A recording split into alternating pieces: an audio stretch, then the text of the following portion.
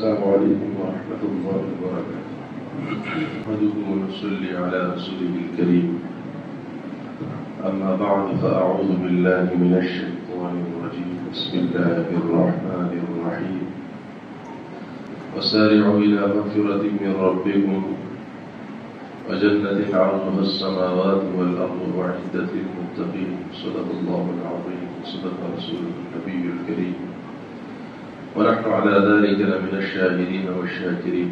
إن الله وملائكته يصلون على النبي يا أيها الذين آمنوا صلوا عليه وسلموا تسليما. اللهم صل على سيدنا محمد وعلى آل سيدنا مولانا محمد وبارك وسلم عليه. میرے عزیز دوستو، انسان جب اپنی تخلیق پر غور کرتا ہے اور پھر اللہ رب العزت کی قدرت کاملہ پر غور کرتا ہے، اس کی حکمت بالغہ پر غور کرتا ہے اور اس کی بے شمار نعمتوں پر غور کرتا ہے جو حضرت انسان پر صبح و شام برس رہی ہے، انسان کا دل اس بات کی طرف مائل ہوتا ہے کہ وہ رب جس نے مجھے پیدا کیا ہے، جس نے مجھ پر بے شمار نعمتیں رکھی ہیں، اس کا مجھ پر کوئی نہ کوئی حق تو ضرور ہوگا. ہر انسان جب رب اور اس کی تخلیقات پر اور اس کی نعمتوں پر غور کرتا ہے. درود شریف پڑھی تمام حضرات. تو انسان جب رب کی تخلیقات پر اس کی نعمتوں پر غور و فکر کرتا ہے تو ہر انسان کے دل میں یہ داعیہ پیدا ہوتا ہے کہ وہ رب جس نے یہ بے شمار نعمتیں میرے لیے پیدا کی ہے تو اس کا مجھ پر کوئی حق بھی ہوگا.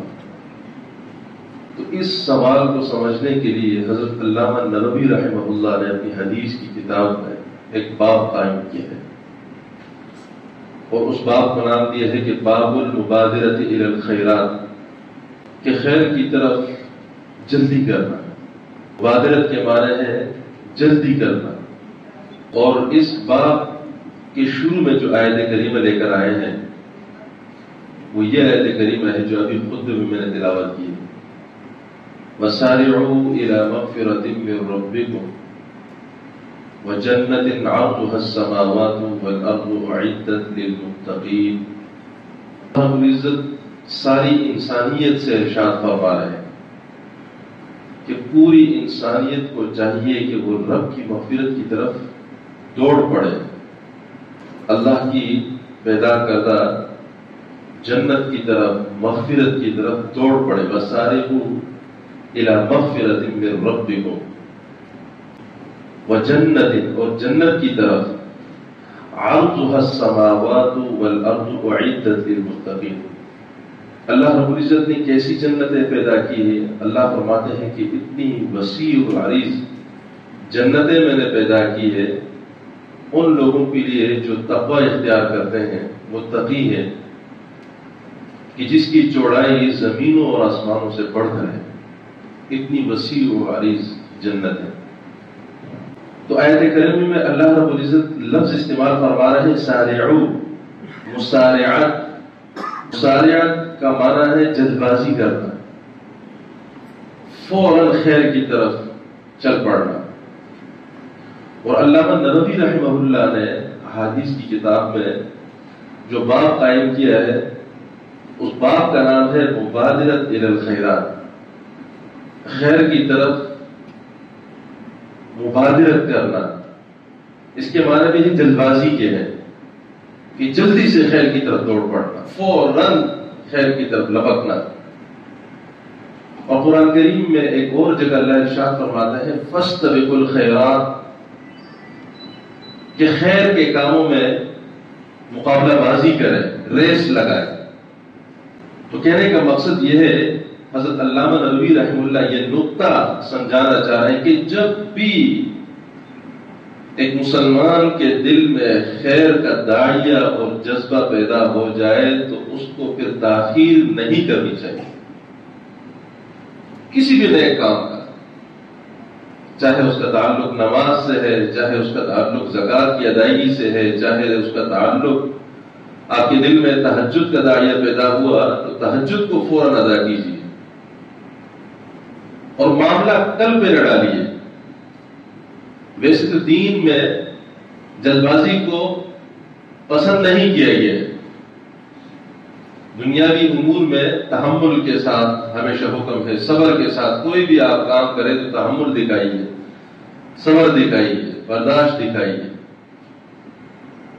لیکن جب بات آتی ہے نیکی کی تو نیکی کے کام کے لیے قرآن کریم کا مزاج یہ ہے کہ آپ اس میں جلد بازی کریں، فاستبقوا الخیرات۔ اس لیے ابلیس لعین جو ہمارے ساتھ لگا ہوا ہے اس کا ہمارے ساتھ معاملات اور ایک کافر شخص کے ساتھ معاملات بالکل الگ تھلگ ہیں۔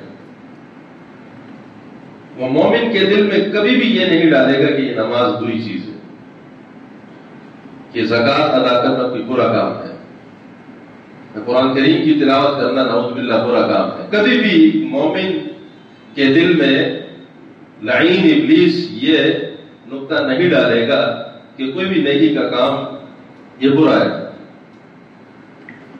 لیکن اس کا جو داؤ پیچ ہے ایک مومن کو نیکی کے کام سے روکنے کے لیے وہ یہ ہے کہ اس کو ایک نیک مومن بندے کے دل میں جتنے بھی داعیے پیدا ہوتے ہیں نیکی کے حوالے سے اس کو ٹلا دیتا ہے۔ شیطان اس کو کہتا ہے کہ یار یہ کام کر لینا۔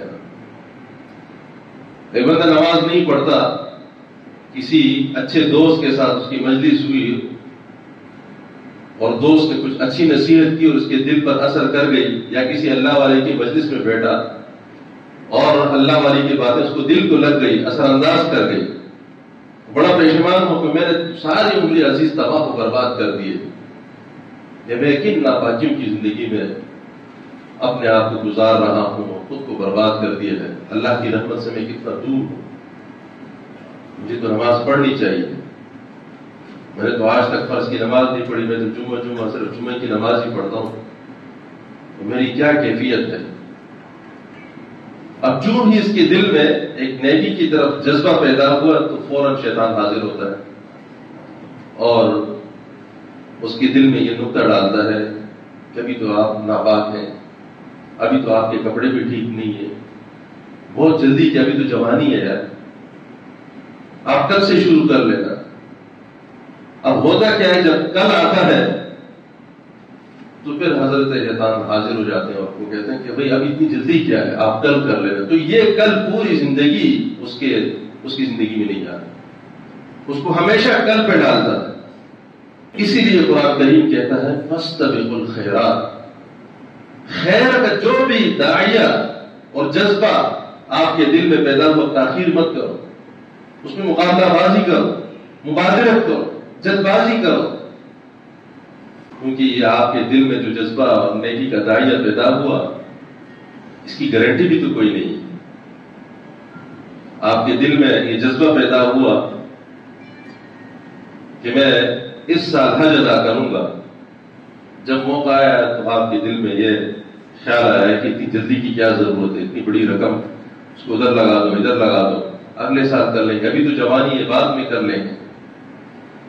تو بھائی یہ جو جذبہ آپ کے دل میں پیدا ہوا کیا گارنٹی ہے اس بات کی کہ کل تک آپ زندہ رہیں گے؟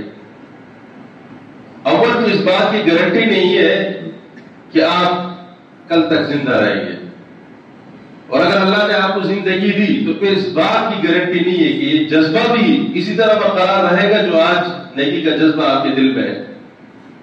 اس جذبے کی بھی تو گارنٹی نہیں ہے کل آپ کے یہ نیکی کا جذبہ مات پڑ جائے، یا جذبہ بھی ہے زندگی بھی ہے لیکن آپ کی صحت جواب دے چکی ہو، صحت کی بھی تو گارنٹی نہیں ہے، لیکن صحت ہے حالات موافق نہیں ہے، حالات ساتھ نہیں دے رہے، جذبہ بھی ہے زندگی بھی ہے صحت بھی ہے، لیکن حالات ایسے پیدا ہو گئے کہ ان حالات کی وجہ سے آپ وہ نیکی کا کام نہیں کر پا رہے ہیں۔ اسی لیے قرآن کریم کہتے ہیں فاستبقوا الخیرات، خیر کے کاموں میں جلدی کرو، کل پر مت ڈالو، آپ کو پشیمانی نہ ہو، افسوس نہ ہو کہ کاش اس وقت یہ کام کر لیتا۔ اور پھر مقابلہ بازی بھی قرآن اور حدیث کا منشا یہ ہے کہ منع کرتا ہے دنیاوی امور میں، لیکن گنگا الٹی بہ رہی ہے۔ ہمارا مسئلہ یہ ہے، قرآن کا تقاضا یہ ہے، حدیث کا تقاضا یہ ہے کہ دین کے کاموں میں مسابقت کرو۔ آپ کا کوئی دوست تہجد گزار ہے تو ہمارے دل میں کبھی بھی یہ جذبہ پیدا نہیں ہوتا کہ میرا دوست روز تہجد پڑھتا ہے، میں کیوں نہیں پڑھتا؟ میرا دوست 5 وقت کا صف اول کا نمازی ہے، میں کیوں نہیں پڑھتا؟ میرے دوست، میرا عزیز، میرے والد، میرے چچا یا میرے ماموں وہ روزانہ قرآن کریم کے ایک سپارے کی تلاوت کرتے ہیں، میں کیوں نہیں کرتا؟ یہ جذبہ ہمارے دل میں کبھی پیدا نہیں ہوگا۔ گنگا الٹی بہ رہی ہے۔ میں دیکھ رہا ہوں کہ میرے پڑوسی اس نے اچھی گاڑی لے لی تو میرا دل لپک رہا ہے، اس کے پاس اچھی گاڑی آ گئی ہے، میرے پاس کیوں نہیں؟ اس نے پلاٹ خرید لیا، ادھر خرید لیا، ادھر خرید لیا، میں نے کیوں نہیں خریدا؟ تو مقابلہ بازی ہم نے کس میں شروع کر لی؟ دنیاوی امور میں، جو قرآن کریم کا مزاج نہیں ہے۔ قرآن کہتا ہے کہ دین کے کاموں میں مقابلہ بازی کرو، خیر کے کاموں میں، نیکی کاموں میں، دنیاوی امور میں مقابلہ بازی مستحسن نہیں قرار دیا گیا۔ اللہ کی تقسیم میں کسی کو زیادہ دیتے ہیں، محنت سبھی کرتے ہیں، لیکن جب ہم مقابلہ بازی میں لگ گئے تو حلال و حرام کی تمیز بھی ہمارے دلوں سے ختم ہو گئی۔ اب کسی طریقے سے بس میرے ہاتھ میں مال آنا چاہیے، چاہے اس مال کا تعلق چوری سے ہے، چاہے اس کا تعلق رشوت سے ہے، چاہے اس کا تعلق ناجائز سے ہے، ہمیں اس سے کوئی سروکار نہیں، ہمارے ہاتھ میں بس مال آنا چاہیے۔ بے برکتی آ گئی، تباہ و برباد کر کے رکھ دیا، کسی گھر میں برکت نہیں رہی، سارے گھر والے کام کر رہے ہیں لیکن اخراجات پورے نہیں ہو رہے، اس لیے کہ اللہ کی ناراضگی ہے، برکت اٹھ چکی ہے۔ صحابہ کو دیکھ لیجیے، غزوہ تبوک کا موقع ہے، آپ برس رہی ہے، 1200 کلومیٹر کے فاصلہ طے کر رہے ہیں، رسول اللہ صلی اللہ علیہ وسلم نے اعلان فرما دیا تمام مسلمانوں کے لیے نفیر عام ہے، سب کے پاس جو کچھ ہے حاضر ہو، ہمارے پاس رقم نہیں ہے، وسائل نہیں ہے، سواریاں نہیں ہے، ہتھیار نہیں ہے، جو کچھ کر سکتے ہیں لے آئے۔ حضرت عمر فاروق رضی اللہ تعالیٰ عنہ فرماتے ہیں میں گھر گیا اور میں نے ہر وہ چیز، چاہے اس کا تعلق برتن سے ہے، کپڑوں سے ہے، ہتھیار سے ہے، رقم سے ہے، میں نے آدھی آدھی کر دی، اور دل میں یہ سوچ رہا ہوں کہ آج میں ابو بکر سے آگے بڑھ جاؤں،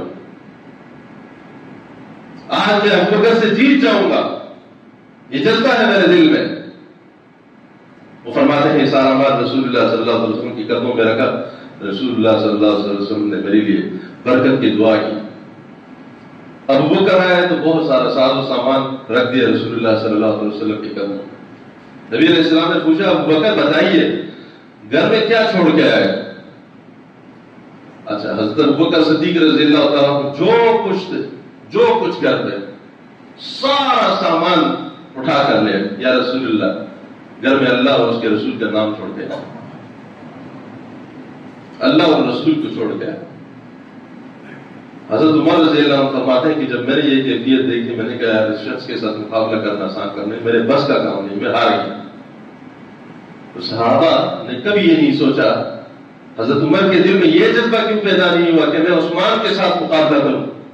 کوئی ایک صحابی دکھا دے، عثمان کو اللہ نے وسائل دیا، پیسہ دیا، رقم دیا، جائیداد پراپرٹی دی، کوئی ایک صحابی دکھائے کہ اس کے دل میں جذبہ پیدا ہو کہ میں عثمان کے ساتھ مقابلہ کروں۔ عبد الرحمن بن عوف کو مالا مال پیدا کیا تھا اللہ نے، کوئی ایک صحابی اس کے مقابلے میں یہ جذبہ پیدا ہو۔ جذبہ کہاں پیدا ہوا ہے صحابہ کے دل میں؟ نیکی کے معاملات، خیر کے معاملات میں، جہاد کے معاملات میں، کہ وہ اتنا بڑا مجاہد ہے، جہاد کر رہا ہے، اتنی مشقت اٹھا رہا ہے، میں کیوں نہیں کر رہا؟ اور ایک موقع پر حضرت عمر رضی اللہ تعالیٰ عنہ نے حضرت ابو بکر صدیق سے کہا کہ میری زندگی کی کہ میرے ساتھ ایک معاملہ کر رہے ہیں۔ حضرت عمر رضی اللہ عنہ حضرت ابو بکر صدیق رضی اللہ عنہ سے کہتے ہیں کہ میرے ساتھ ایک معاملہ کر لیں کہ میری زندگی کی ساری نیکیاں تم لے لو، وہ جو ایک رات آپ نے غار ثور میں گزاری تھی، اس ایک رات کا ثواب رسول اللہ صلی اللہ علیہ وسلم کے ساتھ جو آپ نے گزاری تھی اس کا ثواب مجھے دیجیے۔ حضرت ابو بکر صدیق رضی اللہ عنہ فرمایا کہ آپ پوری رات کی بات کرتے ہیں، میں تو اس رات کے ایک لمحے کا ثواب دینے کے لیے تیار نہیں۔ تو خیر کے کاموں میں مسابقت کرنا چاہیے۔ اللہ تعالیٰ سے دعا ہے اللہ ہمیں دین کی صحیح سمجھ کی توفیق نصیب فرمائے۔ وآخر دعوانا الحمد للہ رب العالمین۔